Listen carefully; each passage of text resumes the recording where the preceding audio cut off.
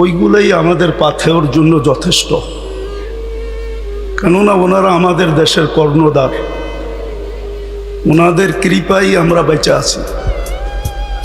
ওনাদের কৃপা যদি না থাকতো তাহলে হয়তো আমরা দেশে থাকতেও পারতাম না, বা দেশে থাকতামও না। কোথায় থাকতাম আল্লাহই জানে।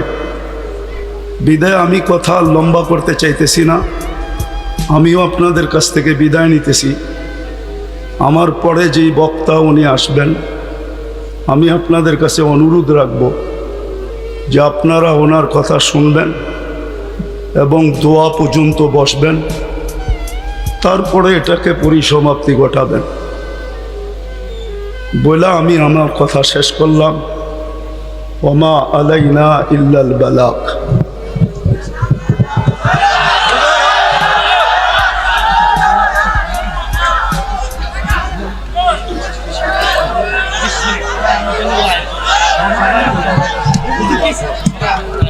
সময় নাই আমার কাছে, আপনি বসেন, আমার কাছে সময় নাই।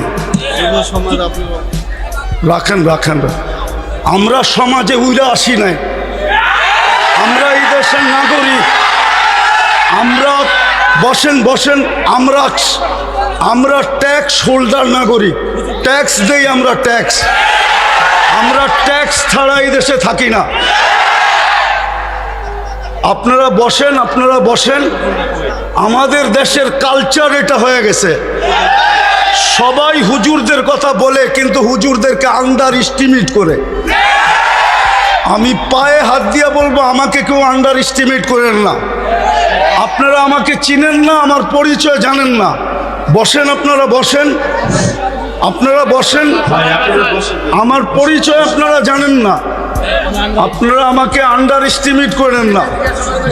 আমরা সর্ব ওয়াজ মাহফিলে এটা ভুগতেছি আজকে 16 বছর ধরে না। আমরা জন্ম থেকে জ্বলছি, যেটা বাংলাদেশের প্রবাদ বাক্য, আমরা জন্ম থেকে জ্বলছি। জন্ম থেকেই জ্বলা। আর কতদিন? আপনাদের পায়ে হাত দিয়ে বলি বসেন, আওয়াজ করবেন না, কেউ আওয়াজ করবেন না। আমাদের সময়ের দাম আছে, আমাদের সময়ের দাম আছে। এরকম যে আমাদের সময়ের দাম নাই বা আমাদের এইটা কইরা খাইতে হবে এরকম কোনো জরুরি না যে আমাদের ওয়াজ করেই খাইতে হবে। আমাদের খাওয়ার অনেক ব্যবস্থা আল্লাহ রেখে দিছে। যেই আল্লাহ আমাকে জন্ম দিছে উনি আমার খাওয়া তৈরি করেন নাই না, খাওয়া ছাড়া আমাকে দুনিয়াতে পাঠায় দিছে যে আমাকে এইভাবে করে খাইতে হবে। আপনাদের পায়ে হাত দিয়া বলি, আওয়াজ করবেন না। বাস আমি যেটা বলছি, সভাপতি সাহেব আমাদেরকে দিক নির্দেশনা ভালোই দেখাইছেন, খারাপ না। কিন্তু আমি আপনাদেরকে বলতেছি, আমার হাতে সময় নেই, আমার আরেকটা প্রোগ্রামে যেতে হবে। আমার এইখানে লেখা আছে 9টা, দেখেন যদি লেখা না থাকে। এখন বাজে কয়টা বলেন তো আপনারা? হ্যাঁ, আপনারা আপনাদের লেখার উপরে আন্তরিক না? আন্তরিক না? আপনারা তো আন্তরিক না। আপনারা আমাকে 9টার সময় দিতে পারেন নাই। আপনারা এখন বাজতে শেষ 35 মিনিট আপনারা আমার লস করছেন।